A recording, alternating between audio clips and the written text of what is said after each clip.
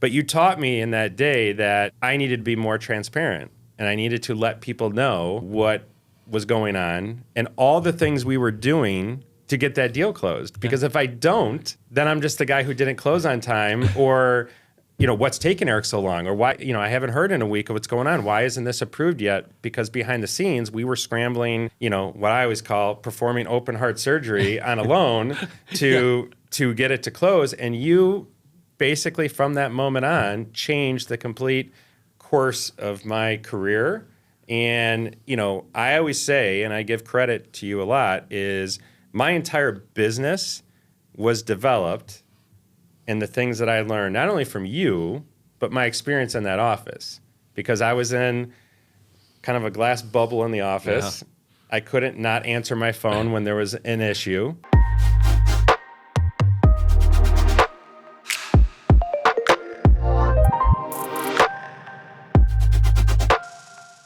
Okay, so here we are, episode 2 of our new podcast, and I am super excited to be joined not only by a business partner, someone I've known for, I think we keep saying the same amount of years, but we always say 14, but I think it's more than that. I think it is more than that. Yeah, and been a part of Gary's office for a while.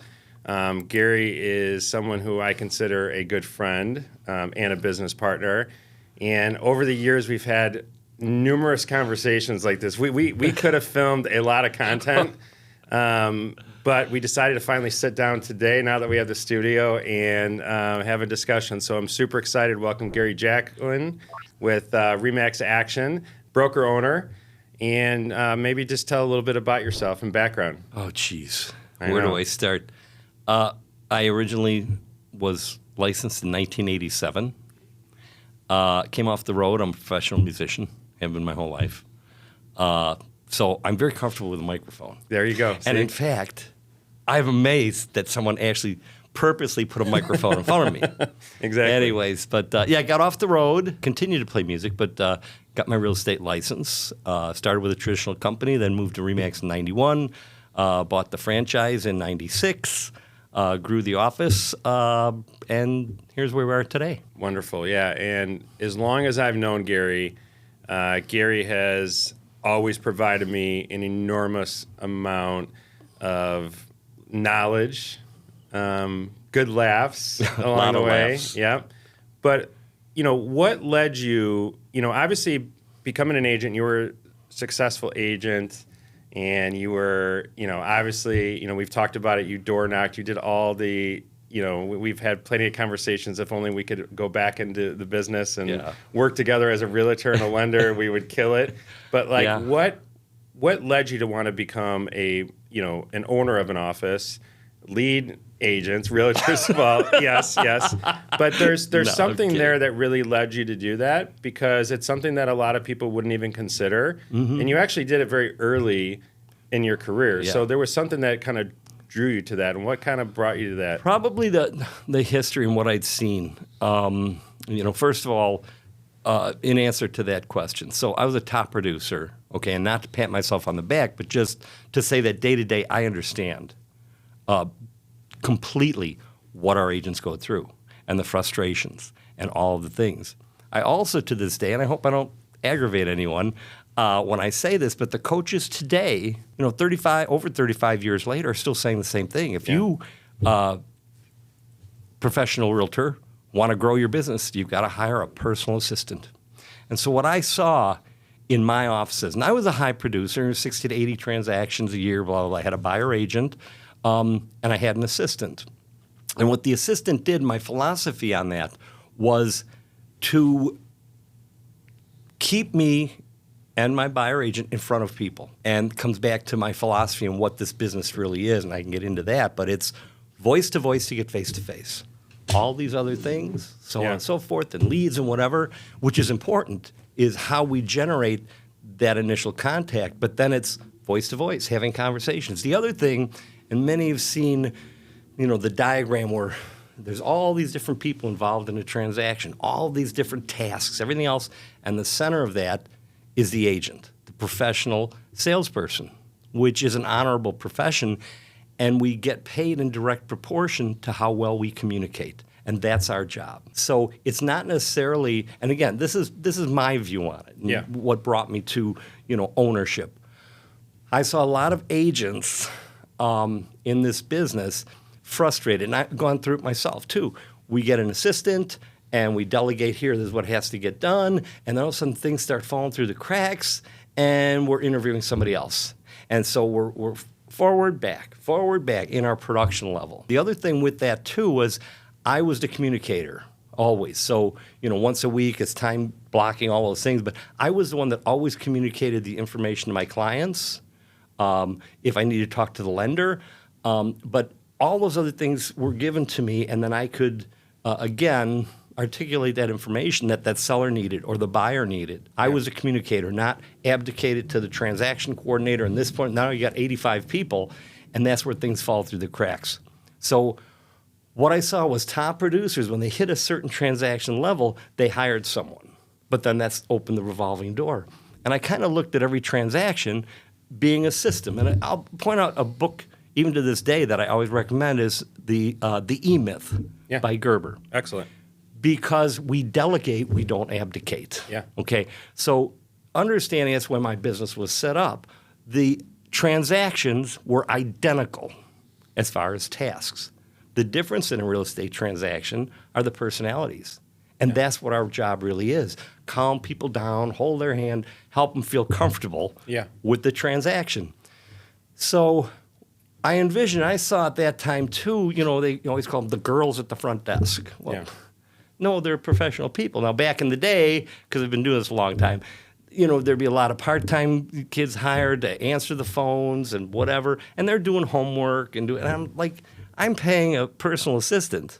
Yeah. What are they doing while they're waiting for the phone to ring? I just remember being as a lender, you would walk into a real estate office and there'd be a girl at the front desk, and she would be doing homework or whatever, and you would, hey, can you put this in the mailbox? Yeah, right. Yeah, okay, hurry up, and I would go, and it was, that's how it was back then. But that is one thing that maybe you can unpack that a little bit, because I think it's important, is how your office runs, because your front desk was almost like a concierge team, and was in a lot of ways an assistant for most of the people at the office, which then required them not to have to necessarily hire an assistant, or if they did, it was really to do things more like what I always call rainmaking activities, not paperwork, not things. And it's obviously you have to have trust, and a lot of realtors like to, and same with loan officers, we like to hold things. Nobody does it better than us. Yeah.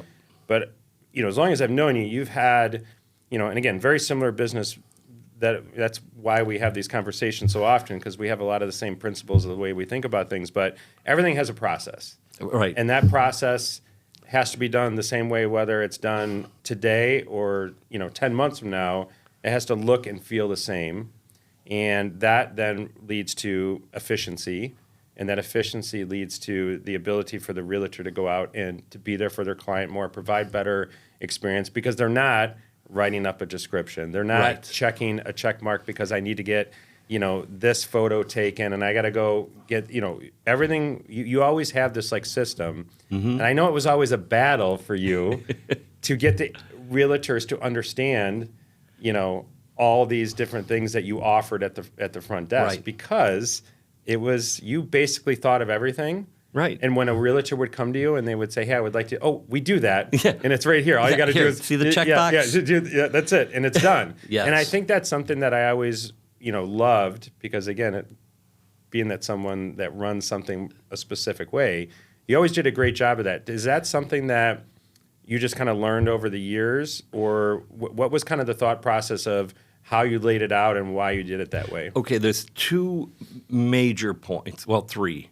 Is first of all, delegating, not abdicating. The E-Myth taught me that. And again, so I have to know every single step in the transaction, okay? Yep. Now, once I know every step in the transaction, and that gets back to consistency, knowing what's going on, I'm the communicator. And again, I only get paid for $4 productive activities. Yeah. Listing, I'm on a listing appointment with a seller who's going to sell today. I'm selling, I'm with a buyer who's going to buy today from me. I'm negotiating, which we know, I've been negotiating for 2 weeks. Well, on the phone here, and give me that 2 weeks. Yeah. Anyways, negotiating, and the most important is prospecting, all of which is what I said, is communication. Yeah. But there's a lot of steps to the transactions that are identical. The personalities are completely different, as I said. Yeah. So that first thing is delegate, not abdicate, know every single thing, and then look at the parts that don't entail the conversation. So I'm not one to ever have, or I never was, to have an assistant, someone helping in the office, whatever, talk to my client. Because now all of a sudden, well, what did they say? And this one said that and that. But in the old days, like following up, what did the agent think of the property? I'm working for my client. It's a communication skill. There's that, the dollar productive activities, focusing on just that, and then documenting. That way I can delegate to things. Then I'll tell you the biggest thing too. You asked, getting back to my vision. Why would I buy the franchise and so on and so forth? I look at every real estate office as a team. That's it. My responsibility. I still go on listing and selling appointments, even though I'm not in front of clients, but through my agents and helping them through the different things. And always keeping back to the most efficient technologies to apply to what needs to get done. And then, like you said, they come, oh, can you, what? Yeah, we already do that. Yeah. I've thought of everything because I know everything. Now, as technologies change, there's more efficient and effective ways to do it. Yeah. And the agent's job is to do what? Communicate that. Yeah. This is all the stuff we do for you. So it was really take those things if I could, and I spent probably a year customizing a software that I already used for my assistant and my buyer agent that we used. It was a database, one place. Yeah. And I had to take that and customize it. And that was the vision. All these things that people were hiring their assistant, and that one had an assistant, and that one, and all these assistants running around reinventing the same wheel when we know the transactions are the same, the tasks. Well, I think one of the things that's so important about hiring staff, and I think this is where, again, we're very similar, is that a lot of people hire people and throw people at problems that they have without having a process. And what you find out real quickly is you just threw a person at that problem and it didn't fix it, okay? Because you didn't really delegate in the manner that person was able to solve the problem, because you just thought by having a body to do that, it was going to solve the problem. The challenge with that is that there's a lot of people that have people as a team. Happens in my business, happens in real estate. Real estate teams has been a big, everyone has a team, everybody wants a team. The challenge is it doesn't always solve the problem because you never really delegated what your process is. And, and then the other thing, which I think I've seen you do personally really well, is because you have a process and because you have a system and because you demand that consistency, you can always audit that process very easily, the same way I do. Yeah. Whenever we have a problem, I know the problem happened because the process wasn't followed. Right. It's very simple because we have something set up in our system, and we can go back and say, hey, and you're very similar. So when someone comes to you, an agent or a client, I'm sure know right away. I do. That, okay, we didn't follow the process, and we'll extract ourselves and fix this, but it was because we didn't follow a process. And that's what separates. Again, you can just hire people and say, I want you to handle this, but to your point, they're usually hiring someone every 6 months and it doesn't fit, or that person doesn't know what their job role is and how to fix the problem, and then they're like, I don't want to do this anymore. Right. But when you hire people, I'm always very mindful of when you hire someone, because we're up and running very quickly because, again, you had this process laid out. It's very easy to train someone. It's very easy a new agent comes to the office.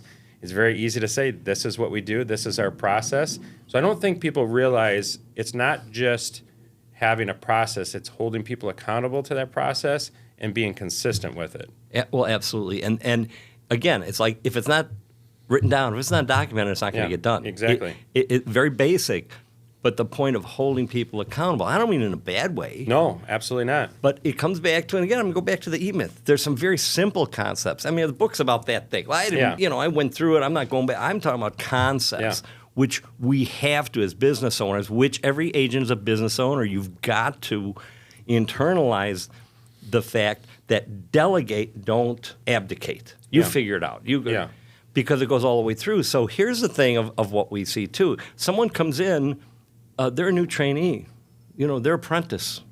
Okay, we'll just learn this system. Well, I think it should be better. No, this is the way you do it. Yeah. Then become a journeyman. They're getting better at it. They're still not the top.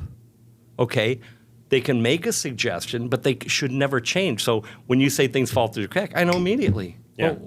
And I know it's time here to step in and say, why did this happen? I thought it'd be easier to whatever. Exactly. When the point is, every single task and the way it's done affects everything else from that point forward. Yeah.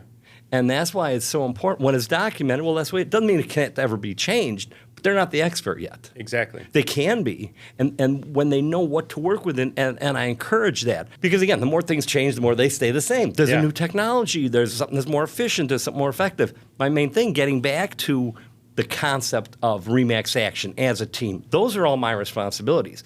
From every aspect of knowing what agents do with their clients and the frustration. I know because I've been there. Yeah.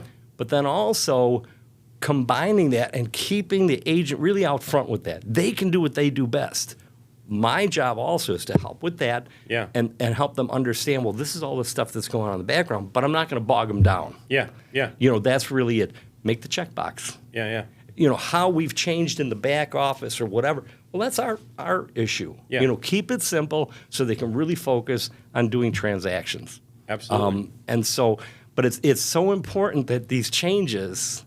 Now, I know you have the tagline "Mobile Agents on the Move." Yes. Where did That's been around. Yeah. We've been that came in 2002. That's how ahead or whatever you want to call it. I'm saying the interesting part of that is it kind of fits into the business model that you have today. So to make a tagline, because most companies are changing their taglines and businesses as business evolves, right? And it doesn't always apply. But I kind of feel like Mobile Agents on the Move almost applies more towards today than it does, even when you did it. Yes. Well, this is what's so important. And again, I like just simple concepts to help keep me focused, help lead our agents to keep them focused, and that's to help buyers and sellers. But we're licensed in the state of Illinois. Once we got away from, and this is having lived through the books. Can you believe this? Yeah. So people had to come to the office, they had to whatever. But the real point is we're licensed in the state of Illinois. Yeah. Now, if we're working with a buyer, and it's the reality of it, we could be driving all over here, there, and whatever. When we take a listing, how often do we go into the house? Yeah. So, and when we grow our businesses, that's really the way it works, where, real estate's a local business. Yes, I understand that completely. And your clientele might be a geographic farm, where you live, where you're involved in community. Yes, that's all important. But that's not to say that one of those people gives you a referral and now you're going to sell out in this general area. Yeah. The information's all there, the house information. But also, as you grow your business, let's say the people started in this area here. Well, then they bought a house out there. Yeah. Well, now they're ready to sell again. If we're really good at following up, working our database, we've talked about that at nauseam. Just stay. We won't bore everyone today on we won't go to that rabbit hole. We won't talk about CRMs. CRMs and database. I've talked about that for a while. Yeah. But the point is, when we look at what we do, we help people. Yeah. Okay. And I have to repeat this because why is it we can always be so positive in this business every day when you wake up? I don't care what goes on. Yeah. Because here's the fact of it: we're all getting older. Yeah. Our lifestyles change. Yeah. And we move. Yeah. So just by staying in touch with the clients that we've already done, they're going to get older, and their lifestyles are going to change, and they're going to move. So getting back to mobile agents on the move, the concept, which I knew because that's what I did, stayed in touch with past clients, whatever. They moved from a house here, my geographic farm, right? My local area, whatever, okay? But then they moved over here. Well, does that mean, but now you're over here, so I can't work with you? I'm licensed in the state of Illinois. Go drive there. Yeah. Because even when servicing the customers, and that was even 2002. 2007, we became completely paperless. So we got way ahead when all this stuff said, what do we, DocuSign? We were way ahead of it. Yeah. But the main point is mobile agents on the move, serving all of Chicagoland. Yeah. Here's the other thing. Well, where's your office? I used to Yeah, get that. yeah, But yeah, exactly. Where's yeah. my office? Well, we're an international company based out of Denver, Colorado. What do you mean by that? Yeah. It rolls off my tongue because I said it ad nauseum to clients. But we talked about kind of maybe recruiting, office growth, and things like that. The point is, it doesn't matter. Where's my office? It's right here. Well, so it's online. So I guess I would love to hear, where do you see the real estate market, brokerages, model? We can discuss commission stuff, but like big picture, not even from a RE/MAX standpoint, but what does the real estate market and the real estate industry look like in 5 years from now? In the sense of, and I know you have, I always respect the fact that, we do a weekly call every Monday. We've done it since like March of COVID. Yeah. Okay, so it's been almost 4 years now. Yeah. Okay, every Monday. Every Monday. And we get all the realtors that will dial in and watch it live, but then you record it. Yep. And one of the things we always talk about is what's really going on. And we go into market, and it's something that we prepare for and spend a lot of time doing. But where do you see the market as far as from a realtor standpoint and brokerage standpoint? Because obviously, with everything that's going on, there's a lot of changes. Okay, there's, again, most people, we see it, don't come into the office as much. Our corporate office is a tenth of what it used to be as far as people in the office as it used to be. So we're having to repurpose space and make an event space. I mean, we have a podcast studio. So like, look at retail centers. I was talking to a commercial lender yesterday talking to me about how they have all these commercial spaces throughout the city that they're trying to repurpose into residential and find different ways to use them. And not that, real estate offices are going to change, but it is different. And mobile agents on the move and where your office is different now. And people are mobile. They're on their phone. Right. Technology, AI. So it's a long question, but I just would love to know, as someone who's been in the business as long as you have, you've been at the forefront of a lot of technologies, with CRMs and paperless and computers and tablets. I mean, we talk about tablets. You had tablets. I remember when you would get people to do DocuSign on a tablet, and it was like, what do you mean I'm not filling out a contract? Right. Like, I remember these conversations. So for someone in your position who's seen what you see, what does the real estate agent landscape look like, but also the broker model look like, and do you see it changing a lot? That's an excellent question, Yeah. and something that I think about all the time, because we don't want to be on the bleeding edge, but on the leading edge. That's the way I like to look at it. Survey what's going on. Never freak out, because here's the main thing. I'll get back to what I said before. What we do, first of all, let's take big picture. We're professional salespeople. Yeah. It's an honorable profession. Nothing would happen. There'd be no economy, nothing without the salesperson. Yes. So right there, and I know, used car salesman and blah. Hey, if we are really serving our client who has a need, they got to live somewhere, and that's the point. Yep. Everyone has to live somewhere. So look around you, and this gets back to staying positive. Look around you. Everybody that you see either rents, which is paying off somebody else's house, or they own, which is paying off their house. Prices go up, they go down, but it's a necessity. It has to happen. Yeah. So, really our security is there. So we can live in fear, it's going to happen, the sky's going to fall, or just keep it simple. Yeah. And what I mean by that is, and it comes back to when we talked about technology, what's the most effective and efficient? Since March, 4 years, every Monday, there we are, unless it's a holiday or something like that. Yeah. But so we're leveraging the technologies we have. We can all go to the office, and we still do that. And I'll get to that, what I see in the industry. But it was hard to get people to come into the office. Oh, yeah. Well, see, that's really for meetings, the key. because we used to have meetings in the office, and this was a way for you to make it more on demand, where we're going to be here every Monday, but then you also have the opportunity to watch a recording. You can download the slides. So we pivoted during a time, instead of just said, nope, we got to do it this way, or we're not doing it at all. And, it's not like Zoom is some, everyone's doing Zoom nowadays, but we pivoted. And real quick, it reminds me of when we did digital mortgage applications.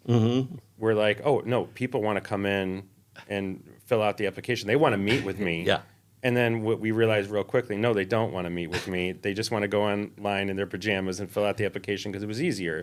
So I think it gets people that ease of getting the information that they need without having to. So I think it's just pivoting And I'm just curious how the broker model or office, How if you see consolidation in the future, if you see different business models, because with the commission lawsuit, you have capitalism, which we talk about all the time, Right. And you're going to see all these different people trying to test the waters with different ways of doing things. I think and again, with that, so where do I see it? Yeah. I see those succeeding that are professional outside salespeople, which understand what that means. What that means is servicing your client. Now, from the broker model, I'm going to come right back to we are a team. Sure, there's an international company, whatever. They have their responsibility as a team leader, whatever. But it really comes down then to the office, the leadership in the office from a standpoint of that's a team.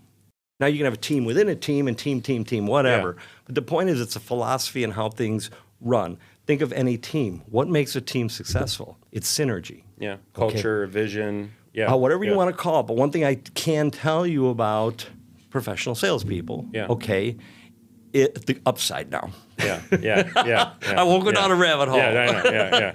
No, but the real point is we are very social people. That's what brings us. We like talking and, we like people. Well, if we're in our pajamas at home and there's no people, well, that's fine. But there still is a place to come together.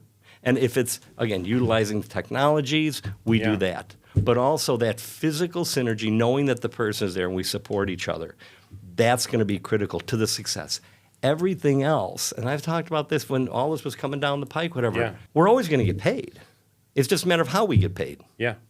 That's it. Yeah. As long as we are, again, doing the dollar productive activities, keeping the relationships with people, because what we have, there's plenty of information, out there. And we don't just provide information. They can get that on the internet, and must be true. They saw it on the internet. Yeah. Okay. What we offer, though, and what we're compensated for is our knowledge. Yeah. And that is information combined with experience. We have experienced every different scenario, and we lose sight of the fact, I think, the consumer and who we work with, they've never experienced this before. And it's very emotional. Yeah. It's, and again, the truths that haven't changed. Everybody has to live somewhere. The other truth is they only do it once, twice, maybe 3 times in their lifetime. Yeah. It's the biggest investment they're going to make. And can they click a button and buy a house? Yeah, I guess so. But I'm not in that camp that ever believes that, because it's that relationship. It's the trust that I have knowledge that I can share with you. I don't have to tell you 8,672 things that don't concern you, but I've already experienced those things. I think that's the opportunity, though, too, and I think that's what's gotten lost in a lot of this, and I've been telling a lot of people this, is the consumer doesn't care how much we make. And, while we care about that, the consumer doesn't. And I think the one thing is that consumers gotten lost in all the discussions we've had recently, and they've gotten lost in previous, when we had that 2008, housing crisis, consumer was very confused then. And one of the things that a lot of realtors helped buyers and sellers do is navigate those, uncertainties. Right. I think today it's the same thing. And I think we're missing it a little bit, because if it's confusing to us, and how many questions have you taken from realtors in your office, outside your office, other broker owners about what are we going to do? What does this mean? Like, there's been a lot of confusion, okay? Right. If we're confused and we do this every single day, imagine where the consumer is, and when they're sitting at the kitchen table across from their significant other, and they have kids, and they're thinking, well, should we sell? Or should we buy? But I don't want to pay compensation. What is this? Like, if we're confused, how do you think they are? So I think that is the biggest problem that we have, but it's also the biggest opportunity. It's huge. It is. And I think those who can develop a business around education, okay? Because, again, think about inventory. Think about all the things that are going on in the economy, elections. We just had a Fed rate cut. All these things. There's so many questions that consumers have. You can go on social media today and you can get 20 incorrect conversations about what happened yesterday. But again, that's the opportunity. Well, but that's why you started doing what's really going on. Oh, absolutely. See, because every week what we do is we take, here's what's really going on. Yeah. And working together, and what I try to do is say, well, how does that really impact, and how do I put that into my daily transaction this week. Yeah. Who's my buyer I'm working with and who's my seller I'm working with this week? And I always start with talking points just to give you talking points that if you're with a seller or a buyer, these are the talking points that you want to use to make yourself look like the expert and be able to, and we go through those. You give your opinion, people ask questions, and that's time for those people then to take that information, whether it be a slide, a talking point that we went through, something about, mortgage rates, something about inventory, and then now when they're on the listing presentation, they're the expert. I mean, how many emails have we gotten from other people on those calls where they were able to use a slide? Oh, yeah. So I think education is the one piece moving forward that from a brokerage model, I'm just curious, like, is there a way that, because again, we can facilitate a transaction. That's, I always say, it's not the easy part, but it's you've made it easy. Right. What's that one next thing from an education side that can be the game changer for most people to? Here's the game changer. It's a philosophy, and I'm going to come back to basics and truths and fundamentals because that's the business we're in. Yeah. It is helping you feel comfortable with the decision you've already made. You want to buy, you want to sell. And it's anticipating and knowing the questions that you're going to ask. Well, I better have those ansers. That's why you and I, there's huge opportunity. And people are going, what the heck are they talking? Who are these guys? Opportunity. Opportunity. 8% rates and, but if no inventory and look at all the opportunity. No, and they're both excited about it. I know. But here's. But can I just say something on that real quick? I'll try to hold my thought. Hold on. But I think you have to thrive. Like, you have to have the mentality, and I think that's what you have is the mindset, where the more things get crazy, the more you get focused. Yes. And I think that takes a very rare type of person, and you have to find that in yourself because it's easy to thrive when rates are low and your phone's ringing, and all of a sudden everyone wants to buy a house. But right now, like, you have to thrive in this moment. I think you do a great job of presenting that to your agents on how to do that. Now, they may not listen to me or you, but you have consistently had the same message. Well, and because it's really internalizing it and knowing it. Yeah. And again, I often talk about, if it's an agent struggling, whatever, just where are you today and look back. Yeah. Did everything always work out? Yeah. And they go, yeah. So what are we worried about? Yeah. Because this is where you said, what do I see in brokerages and whatever? We need synergy. We need the support of others. Yeah. This is where I see everybody working their own little silo and this. I'm glad you brought that up because where I wanted to take you with this conversation is I felt like recently there's a lot of, we do this better. We're the best. We're number one.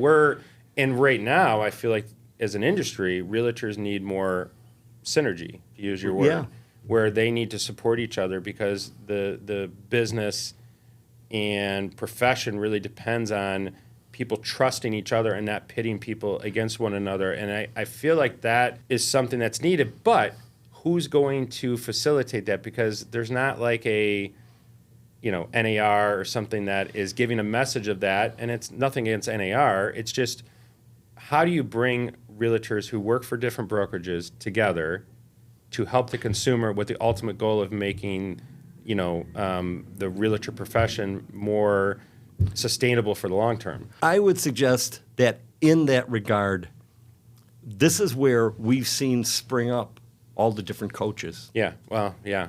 So, and as I look at that, that's my personal responsibility. Now, what I've noticed also, because I have in my office the old cassette tapes. Yeah. Okay?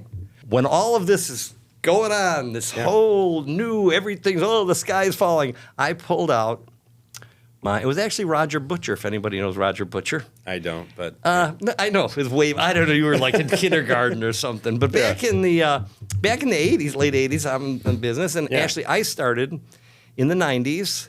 That makes a lot of sense. Buyer brokerage. Yeah. Son of a gun. There was a whole cassette. Set. And you could actually play it today, and it probably the vast majority fits.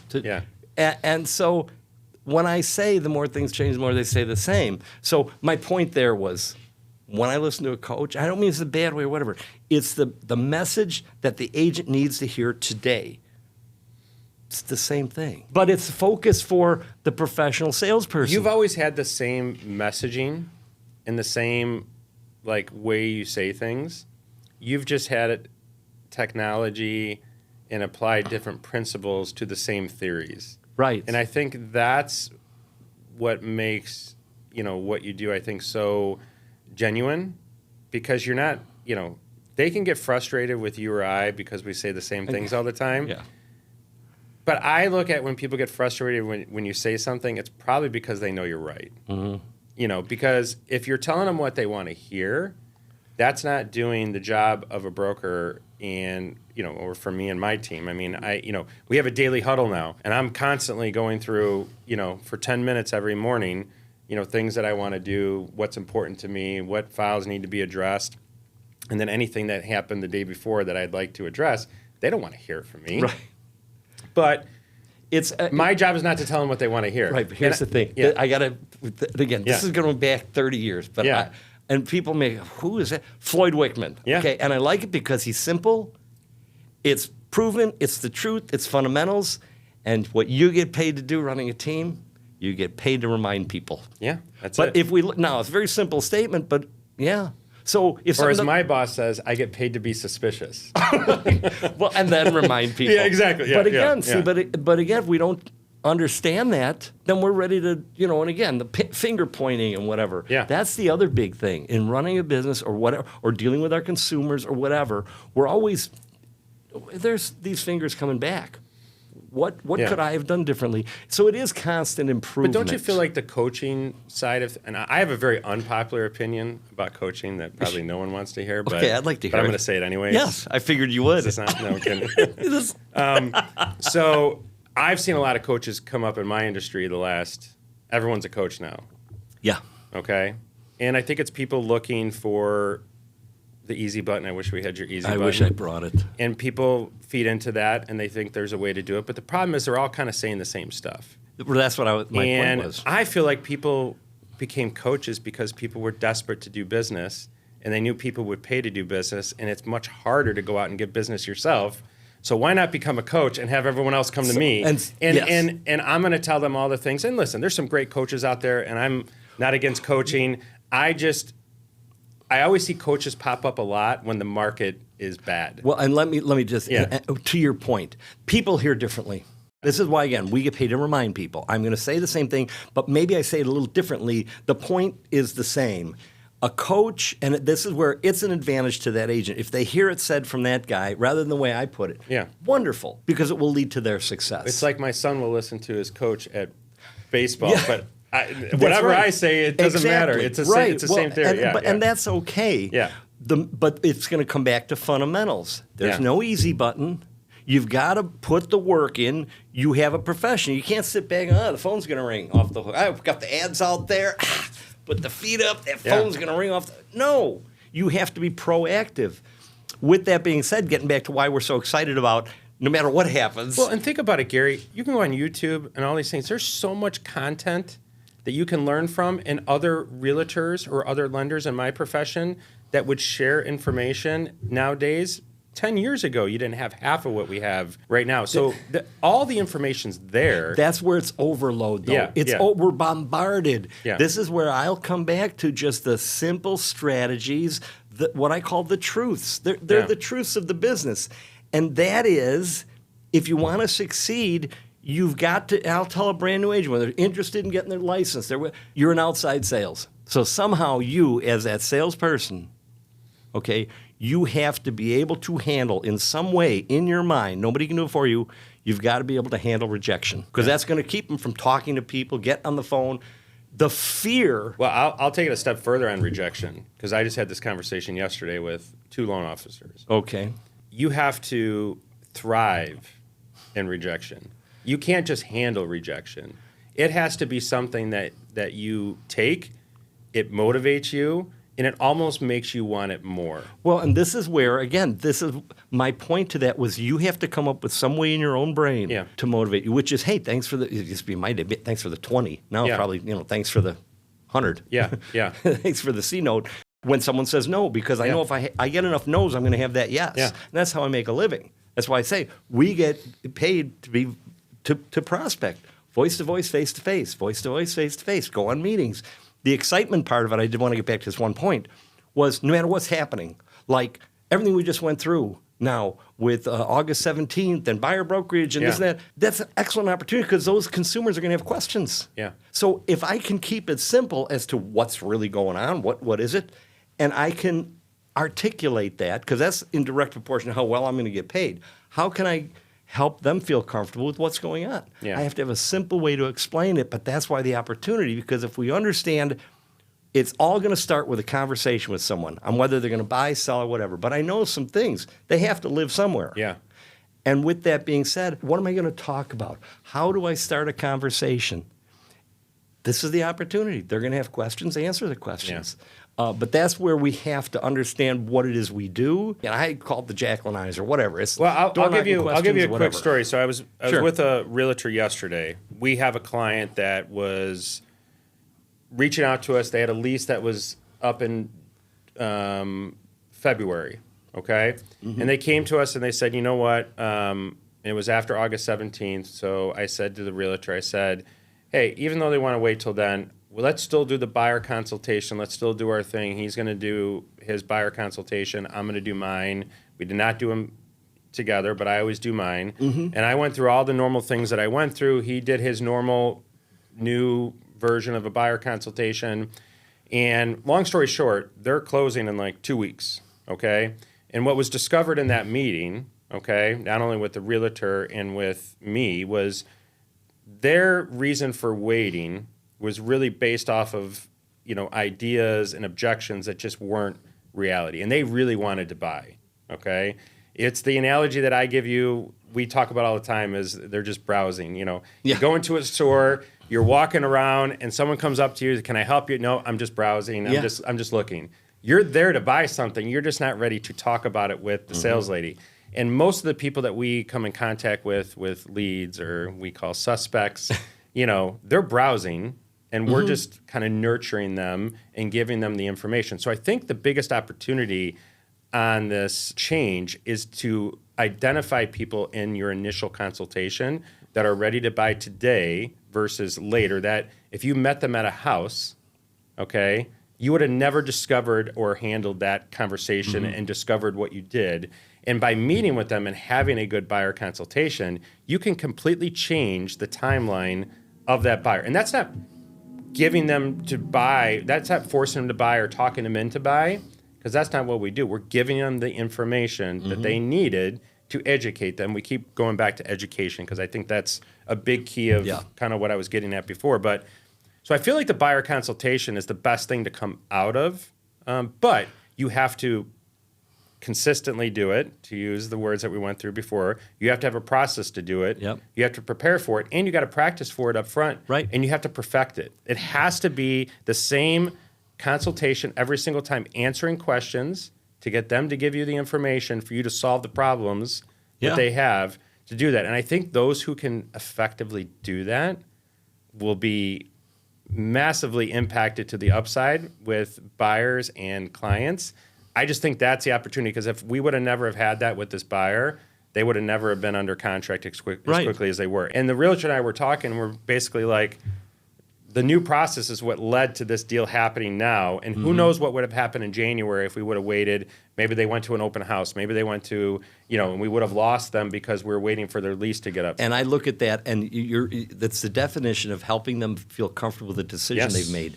It's asking the right questions, knowing what to say, when to say it, how to say it to the person, and not getting ahead of yourself. Asking questions. I'm sure there were questions asked, which there were, of their concerns. Well, let's address those concerns rather than going on this diatribe of, well, you know, things have changed and we're not going to get paid and blah, blah, blah, whatever is being said. And you want to know what was really the basis of all of that? Was really talking about where rates are today, where they're expected to go. Yes, they expected to go lower, but we do anticipate more buyers to enter the market. Where inventory is, we expect home prices to go higher.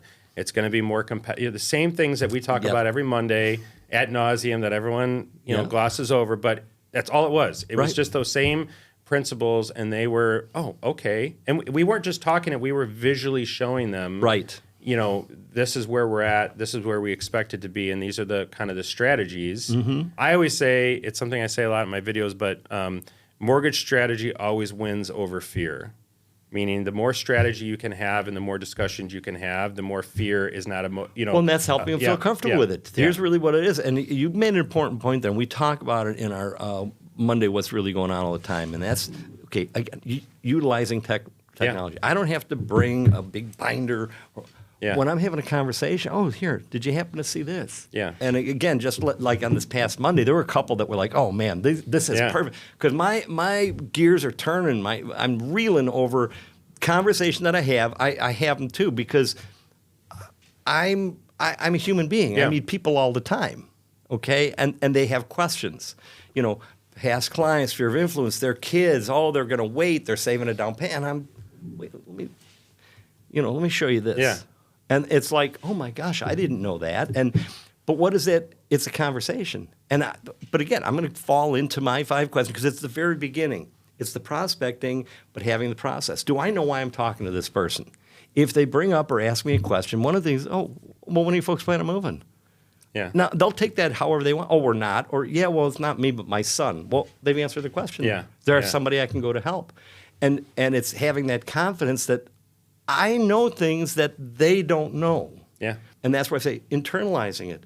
And that's where the opportunity is there, the positive. We call them suspects because it's an internet leader or whatever. Yeah. But they're browsing. They're raising their hand. There's a reason they're doing it. Not all of them, but a vast majority. So that's the opportunity to start nurturing, having the conversation, not just glomming onto them. Here, you got to buy a house. But that's where, again, it's a little over time. What advice, I want to get to what advice you would give a newer agent, but I also like to get your advice on what you would say, because I know you give this advice all the time, but I think it's important we get it recorded. Okay. You know, you have all these other entities that are trying to sell you, whether it be coaching, leads, it's everywhere, okay? You have different brokerages, well, we can offer you this, you can, recruit, you can do this. So you have all of this. So you have all this noise that's out there. And you've been in the business for, let's say you're a realtor, you've been in the business for 10 years, you've been successful, but you're kind of tired. It's hard. A lot of times it can be demotivating because there's just so much chaos and, maybe you're just in this little rut and you come down, you sit in front of Gary in your office, because I know you have these conversations from time to time. Like, what are those? And I know what you're going to say because, it's the same answer all the time. I know, because I've heard it. But like, let's say you're not a part of RE/MAX Action. Yeah. Okay. And that's another thing I give you a lot of credit for, because you still consult with people. Yes. Who were once an agent in your office, who are no longer in your office, and you still advise them from time to time, which I respect a ton, because that means they respect you a ton and they're looking for your input. But so someone comes in your office, you got all this noise, you've been in the business 10 years, NER settlement, inventory, everything. What are just some simple, to the point things that they can do to kind of get refocused and not depend on paying for something to coach you on things that you give out for free every single day, or pay to get leads that are, have a very low return on investment, but to actually build a business. And I think that's the key. And I always hear you talk about that's sustainable and where you're not dependent on all those things. Because you mentioned something very in the beginning where you want to be the center of the transaction. Right. And the problem with a lot of these other coaches and third-party providers for leads, you tend to not be the center, because you are dependent on something that ultimately may get purchased by another company. I mean, we've dealt with this recently where, a large company purchases the other company, and now what we got to do, we can't use that company. We got to go somewhere and then you got to reinvent your whole business. Right. So I'm going to put you on the spot. Yeah. Okay. 3 things. Okay. If you were going to get back into the business right now, what you would do in first, 60 days. First 60 days. You got it. First of all, I'd go to absolutely everybody that I know, and I'd have a conversation with them, first and foremost. I'd have a phone number, and I would enter each and every one of them, if I didn't already have it, in my database. While I got them on the phone, have a conversation, because I already got their cell phone. Make sure their name's right, and get their mailing address. Yeah. I'd get their email address. And when they give me that, I said, no, the one that gets past the guard at the gate. Yeah, exactly. Yeah, okay. Yeah. And then they do that. And then I would offer them something. If they own a home, which most of them do, depending, again, on what your age range, who your sphere of influence, they probably own a home. So that's why I want the mailing address. And say, by the way, my clients have really found it works great. Just to kind of keep you up to date with all the craziness going on. That term can be said anytime. With all the craziness going on, it's always good to know what your home value is worth. That's something you'd be interested in. Yep. It's not a problem. I'll just pop it in. Maybe once a month you get it, the valuation. Would you like that? Oh, yeah. Okay, great. Yeah. So I set them up, again, in my database. There's a lot of tools that do it, and they're going to automatically get that because I got them on the phone. I may ask them, well, when do you folks plan on moving? Or skip that and just go, well, how long have you owned your home there? And I'm adding some notes. I'm having a conversation. Something's bound to come up. That's the very first thing I'm going to do. Everybody, because I can do it any time. Well, and now they know you're in the business and you're active and you're working. Yes. Or even if there's not, there's certain scripts or whatever I would use. But that's where we're going to start because people have to know you, like you, and trust you. Yes. Well, if I got their phone number, they probably know me. Do they like me? If I don't know that, well, I'm going to call and find out if they like me. Exactly. And they got to trust me. Well, maybe there's a relationship there. They're from I play golf with them. Well, do they think I'm a good golfer and I got a connection there and they trust me? Well, okay, good. Now they need to know I'm not a secret agent. Yeah. No, by the way, I'm so excited. This is what I'm doing. I'm keeping you in touch. Whatever that might be. Number one, that's what I'm going to do. Yeah. Next thing I'm going to do is I'm going to create a geographic farm. Yeah. Oh, that's old school. Yeah, it's good school because I can mail. I've got mailing addresses to all these people. I also have mailing addresses to first-time home buyer structures. What do I mean by that? They're tract homes. Guess what's going to happen? They outgrow them and they got to move. Huh. Whoa, geez. Doesn't that make sense? There's transactions there. That's what I would do. Yep. And I would do the database and I'd start a postcard campaign.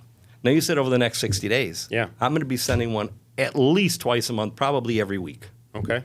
With a home. I'm in an office. I'm licensed with new homes that came on the market or this just sold or whatever. I'm not going to send recipe cards. Yes. Because the message is I'm in real estate. Yeah. If you're thinking about buying, thinking about selling a CMA or what they're going to hear from me in this. And again, how many? 350 to 400 homes. Why?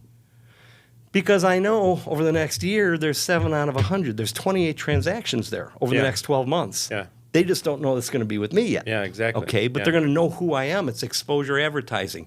I don't expect that they're ever going to call off of that card. Yeah. But they're going to look at my smiling face before it goes in the Just trash. staying top of mind. And what I'm going to do starting right now is I've got those, and I did that. So all that takes 4 weeks? No, it takes this afternoon. Yeah. So by 5 o'clock tonight, I'm going to start knocking on doors. Yeah. I'm going to talk to 15 people at the door 4 days a week. That's 60 people. I'm going to get at least 2 leads out of every 15 people that are moving in the next 12 months or less, or next 2 years or less. That's the prospect. What am I going to do? They go back into that database, and they get an automatic update on what the home's worth, whatever, blah, blah, blah. Yeah. In my office, I'm going to find out who has an open house. Because if somebody has, I'm going to find someone, even another company, if they'll let me do an open house, I don't know. But I want to get my for sale signs out there. How much do you think on missed opportunities or open houses for newer agents or even existing agents? Because I think it's massive. But it's massive because it's here. This is going to come back to why I get so excited. There's always something going on. Yeah. The Fed came down 2 points. Yeah.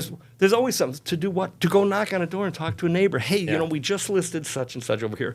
It's always great to be able to choose your neighbor. You could do that. Yeah. Here's my card, and if you got anybody. Oh, and by the way, I'm doing a special open house this Sunday, and it's only just for the local homeowners. You gave some great ideas for existing agent, okay, which I love, okay, or newer, too, or newer.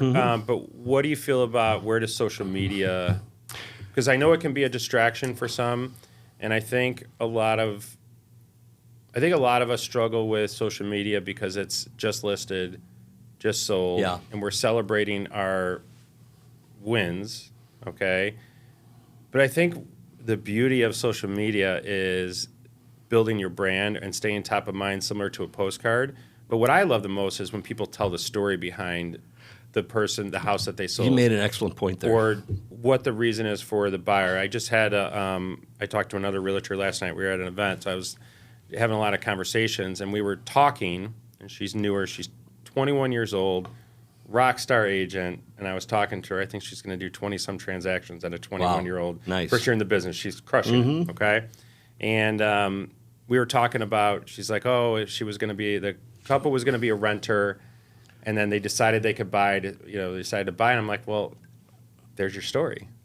That's right. And it was like the light bulb went off. And I think we don't do enough good of a job in our industry of telling the story more, whether it be, and I need to do a better job of this as well, but kind of the story behind some of the things that we do. I remember, and this is where I wanted to get this, because it's one of the famous, Gary Jacklin was why I think so highly and just love everything about you, Gary. But I don't even know if you remember this, but I had all these tough deals in the office, and I would always go, and when I needed a vent, I would sit down in your office and I would say, oh God, I'm just doing all this, stuff, and these agents have no idea how hard these deals are and what I'm doing behind the scenes, and I'm just going through this whole rant. And you looked right at me, and you said, "Well, did you tell him that?" I was like, "Well, no, because as a lender, I always want to insulate everybody because I want to be I don't want to bother them." Nothing's hard. I just want to. I'm going to get it done because I'm Eric Hamilton. And you told me that I need to be more transparent. Okay, and if my team watches this, they're going to be mad at you because that's all I talk about now is transparency. Mm-hmm. But you taught me in that day that I needed to be more transparent, and I needed to let people know, what was going on and all the things we were doing to get that deal closed. Because if I don't, then I'm just the guy who didn't close on time, or what's taking Eric so long, or why I haven't heard in a week of what's going on. Why isn't this approved yet? Because behind the scenes we were scrambling, what I always call performing open heart surgery on a loan to get it to close. And you basically from that moment on changed the complete course of my career. And, I always say, and I give credit to you a lot, is my entire business was developed in the things that I learned, not only from you, but my experience in that office. Because I was in kind of a glass bubble in the office. Yeah. I couldn't not answer my phone when there was an issue. Mm-hmm. At one point, I think we had like a 33% capture rate. I mean, it was like unheard of in the industry, and that was all because of our relationship and how much we worked together. And you weren't saying you have to use Eric or anything like that. It was just like, hey, this is the service we have in the office. This is what we do, and we work together to bring value to the agents. And you gave me a ton of great ideas that I use today. My Tuesday emails, my transparency, my consistency, like all that was learned in conversations from you and the time that we spent in the office. Okay, so even though you think nobody else listens to what you say, you have your number one student who listened to everything that you said, and it honestly, it's transformed my business. That means a lot. That really does.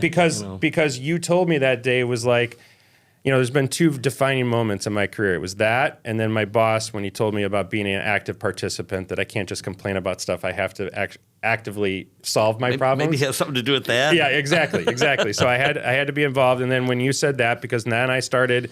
When I knew something, I was telling the listing agent. I was telling the attorneys. I was telling the realtors. I was telling everybody, because the more transparency we provided, the more people wanted to work with us. And we weren't always giving them the news they wanted to hear, but it prevented me from carrying all that weight, because I was carrying so much, because I knew behind the scenes all this was going on. And you taught me that day kind of like, well, no, why are you carrying that? It's like you got to let people know what you're doing, or because when you get it done, they're going to appreciate you more. And that's that's the piece I was missing, that for 10 years of my career, I just completely. So I just wanted to thank you for that, because it was, again, it's one of those defining moments, but I think it applies towards social media and what we do, because it's telling the story. Yes. And not letting the struggles of what we do define who we are, but also not letting it, we can't just project that everything is so great and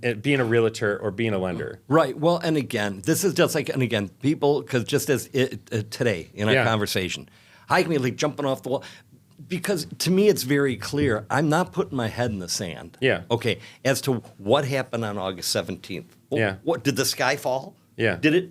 No, and this is where I just want to. First of all, I appreciate that so much. Absolutely. Yeah. It's any of the other broker owners, managers out there. You know that a little attaboy from time to time is very welcome. But no, I do sincerely. It's absolutely, absolutely, absolutely. Yeah. And you've been a great partner too. No, all the way it's through. been amazing. But as far as kind of wrapping this up, I told you I had a gift for you. Okay. And what I'm going to I do have one more question for you, though, so don't wrap it up. Okay, should I wrap it up then after? Yeah. Let me ask you one more question. Right. I just want to make sure we touch on this. Yeah. If you're a new agent, you get your license today, okay? Not with RE/MAX Action. You're going to be talking with offices.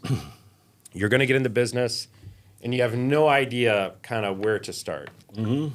And I know you're going to say, reach out to everyone, all those types of things, but not using what you just said, okay? Mm-hmm. If you were a new agent, okay, number one, what's the first thing you would do when you're interviewing brokers to decide where you want to hang your license as a newer agent, number one?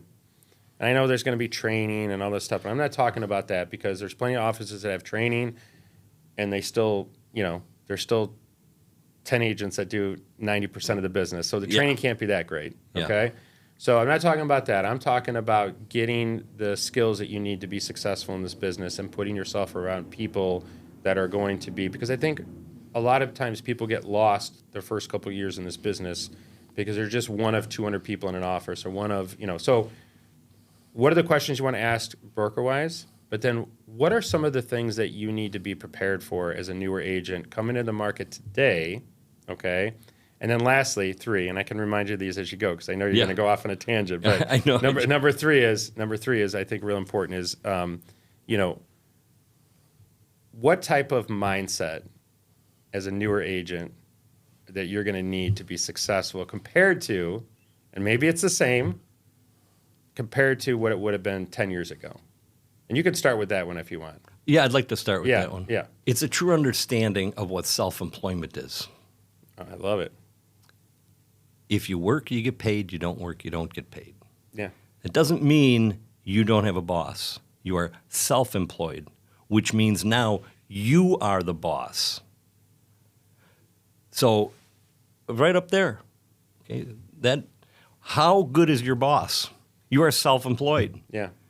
If you don't work, you're not going to get paid today or next week. Do you have a job or next do you have month. a career? That's right. Yeah. And that's what it is. You are a business owner now and self-employed, meaning there's no fingers pointing here. There's plenty of things you can do. Yeah. But you've got to own that and be accountable to that. Well, that goes back to what my boss would say is to be an active participant. Yes. Is you have to, I always tell my team, and Tom and I had this, and Juliet sat down one time when we had this thing where we wanted to build the branch, and we talked through a lot of principles. And what we said was, and we have, some great examples of this in our own company with some of our top loan officers, is you have to run it like a business. Like Eric Hamilton is a business within guaranteed rate. Right. You have to think of it like a business. You have an HR department, you have a marketing department, you have, so an individual realtor has to run it like a business. Mm-hmm. You can't just say, oh, my broker doesn't do this, my broker doesn't do that, they don't have the right marketing, they don't have this.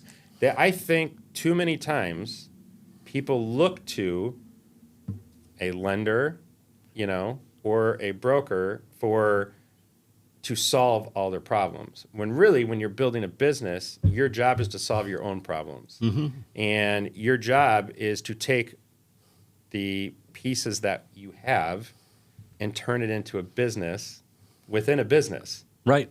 You're still Gary Jacklin, RE/MAX Action broker owner, okay? But if I'm an agent, I'm Eric Hamilton, powered by Gary Jacklin, and I need to build it like a business, and we are business partners. And I think what you said is so important. I love the answer because I think so many people don't realize that when they get into real estate or they get into be a loan officer, they're starting a business. Right. And it doesn't happen overnight. How many people, when they start a business, make money their first year? Right. Maybe 2 years. Well, maybe 3 years. This is why. What would I suggest? Go buy the E-Myth and read it. Yeah. Okay? It right in there. That's why 80% of small businesses fail. Yeah. Because they don't. They're trying to abdicate this, abdicate that, listen to the promises. We're going to do this. And when it really comes down to it, I will tell you this. Never in my wildest dream with my, middle-class upbringing, my dad worked at International Harvester and my mom teaching music and blah, whatever, never did I ever dream that I would be self-employed my entire life. Yeah. Okay? I thought for sure I'm going to work for this company, that company, and then I'll retire, and I just want to have a family. Have a pension. Yeah, have a pension, and I'm going to, never in my wildest dream, and that was in the music business, but I understood it was a business, ran that business, and then got into real estate, but understood what a business was. And the upside to all of it is there's more security that I've had and been blessed with in my life being self-employed. Nobody can fire me. Yeah. I can go like this and say, don't be that person pointing, but this is the advantage. It's in control. It's just like what you said. I always say, be proactive. Yeah. Act, don't react. And see, that's empowering. If you're and again, not everybody's going to be cut out for it. This is why I think that's the key, because I think, and there's nothing wrong with that. no, there's nothing wrong with it. That. It's well, and maybe you just need to be on a team, or maybe you need to be a buyer's agent under someone who is running a business. Right. Maybe you need, you just, it can look different. Yes. And still be successful. But I think identifying those qualities in yourself when you get into the business are extremely important to your success in the business. Because I think some people get in because they see, Selling Sunset or whatever these reality shows, and they think like, oh my God, this is amazing. That's all they do. That's all they do. And it's like the reality of it, what it looks like is very different. I just did a video on this, and I said, for all those people who wrote articles, you should spend 24 hours with a realtor, go out on showings, go on a listing appointment, go on, negotiate a contract, lose an offer, listen to someone write 3, upset, 4, write 5, 3, 6. 4, and get calls at 11 o'clock at night or 7 o'clock in the morning when you're with your family on vacation. Then go through all that and decide what someone's worth and write an article about it then. Yeah. But don't write it if you've never been in the shoes of someone that's done that. I think that, again, is an opportunity. But so just kind of close up, okay? I didn't answer your other 2 questions. I forgot what they were. I forgot what they were too, but that's what happens when you and I talk. I know. That's what happens when you and I talk. Though. But we'll get it for episode 2. Okay, good. Because I still have a lot that I think we can go through, but I don't want to take up too much of your day. But so I want to just one thing, last thing I want to end with. So one of the things that I know, you have music. I know you like to fish. I know you have a motorcycle. Okay. You're such a great family man. You have grandkids. You just beam when you talk about them all the time. They're obviously a very important part of your life. And I think a lot of people struggle with work-life balance, okay, and the ability to enjoy all those things. I will also say this. I don't want this to sound the wrong way, but Gary's in a position where, you don't need to be doing what you're doing. You're doing it because you want to do it. And that's a big difference. Like, you're doing this and coming in every day, and, taking it on the chin, as we always do in this business, and you enjoy every second of it. So if you have all those other areas of your life that you enjoy so much, why do you still love every single day doing this? Because it'll feel so good when I stop. No, I'm kidding. I would say the best to tie all that together. Yeah. And you've heard it in just generic terms, but I'll make it personal. And you volunteer at your church. Like, you got to understand. Like, I go to Christmas Mass because I'm the guy that goes once a year. That He's screws a it Creaster, up. Christmas and Easter. Yeah. So I'm the one that screws it up for everybody else because we get there early too to take the good seats. But Gary's there playing the guitar. Like, so like, again, I'm not doing the amount of stuff that you're doing for your community and family and everything. So you do a very good job of kind of pulling it all together. And I just would love for you to kind of, touch on that a little bit. Yeah, and I'll make it personal because you always hear, work-life balance, this, that, and the other thing. I think it all stems from priorities in life. For me, and I'll share that personally, it's God, family, and everything else works out. The everything else works out, though, means you have to fund the other 2, which is critical. So what do I choose to do then? Yeah. Well, that's the real estate, professional outside sales, but it's more than that. It's seeing, it, and again, I don't mean this in a trite way. Oh, I love helping people. Well, I have to support myself, right? Yeah. But like when you gave me that compliment, which I really appreciate, that means everything to me. Yeah. The 10 years we spent together, all because we've had our down and outs too. It's like I remember, you know, it's like I wish I could have put that one back. On that though, those conflicts that we had are the reason why we're sitting here today. That's many right. years later, because it was an opportunity for us to kind of, we both had a passion about something. And it brought us to where we are today. So that you can't avoid conflict. Conflict is actually be very, very good. Exactly, it is. And so getting back to, but again, if I put everything that I do in those priorities, you know, it's in that priority: God, family, everything else. So I'm going to take that and put it into when I train on time blocking. Yeah. Block out your calendar again, because if I don't block it out, it's not going to happen. So what happens? Well, I go to church. So and everything in my day timer is an appointment. Yeah. People will accept that, I'm already booked. They won't accept the fact that, I got to go to church, I'm going to my grandson's football game, So but Gary's not giving himself enough credit because I know he makes all of his, you know, kids, your grandkids' games. Oh, yeah. You babysit. Yeah. Okay. You're on your boat. Yeah. Fishing. Oh, yeah. Okay. Which, again, you know, in this business, you need that time away. You're on your motorcycle, you know, enjoying that. You're visiting, you know, your daughter out of state at times. Like, you do a very good job, much better than 99% of us, making sure you check all those boxes. As going back to the beginning of our conversation, if you were submitting, you know, a thing and you got to check all the boxes, you do a very good job of checking all the boxes and making sure that, you know, nothing in your life is left. And listen, we're not perfect. No. I'm sure both of our wives would have a different opinion of us checking boxes. Are they going to watch this? Yeah. They would probably say we're being too nice. As long as they don't interview each other. No, exactly. Yeah, that's what I was going to say. Next episode is the two of them. On a podcast? They're great. They're going to watch our podcast, and then they're going to comment on it. Okay. All right. Talk about accountability. Yeah, that's it. That's next week's episode. Okay. Yeah, okay. All right. How do we sum up everything since August 17th? In one word, I'll share that with you. Okay. Not a half-sheet quiz. Okay. Acceptance. I like it. Okay. Just accept it. Yeah. That's as with everything. If you just accept it, move on. You know, I've talked to, and you've heard me. I'm not here to talk nostalgia. Yeah. What's done is done. These are the rules. I have to help people buy and sell a house. Yeah. So why is that opportunity? Well, Yeah. I brought this for Okay. you. It's something I had left over. Okay. Which was acceptance. Do you recognize this? Oh, wow. Yeah. What happened? COVID came in. The sky was falling. Yeah. We were not all going. Nobody's going to live anywhere. We're not going to buy houses. We had some of the best years. Yeah, we did. But what did we do? We accepted the fact. Yeah. Remax action. We just stepped moved in on. here. I think within the first week we had these packets, so we can continue to listen to sell house. So this was my gift to you. Okay, great. So I just want to get this on video. Yeah, I've received 2 gifts from Remax Action in the last year. Okay, I just want to put this on record. I want to make sure we get videoed. This is one of them. So it's footsies and we get alcohol wipes and a mask. Okay, the other one was a dog bone from Jeff Stainer. So.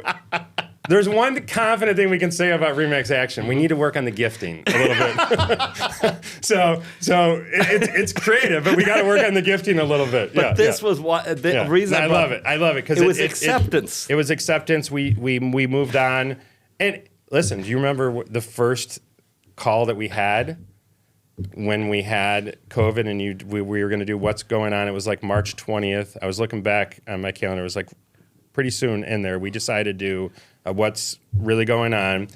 And the conversation, I don't know, if you haven't recorded, we should go back and watch it. We should really go back and watch it because it was like people aren't going to buy homes. Industry's over. What's going to happen? And really within about 30 to 45 days after that, obviously we felt very different. And we adapted and we developed a completely different way to do things. We were talking about it with a title agent. I had a golf outing with Chicago Title. We're talking about we couldn't have closings So we're doing everything remotely. You couldn't have them in the same closing room, and the closer wasn't even in the same room. But like we all adapted. Right. There are no problems, just challenges and solutions. There's the tagline. So again, these are great conversations to have, and that's why I enjoy our conversations. Typically I call Gary for 10 minutes.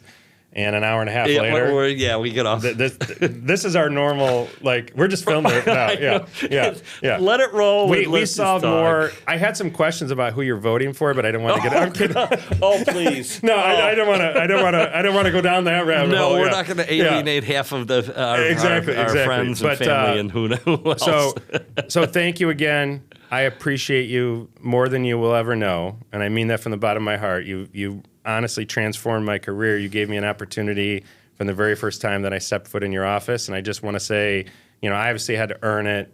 Well, you didn't give me, you gave me an opportunity, and you supported me, and it's the reason why we still have an office in your office. We still do a Monday call. It's why we do the things that we do, and always support your office is because of how great and you've been to me over the years, and I don't even he talks so great about me all the time, so I just want to say thank you. Yeah, well, I appreciate that. It means a lot, but I enjoy these conversations more than I enjoy anything else, because it's been fun.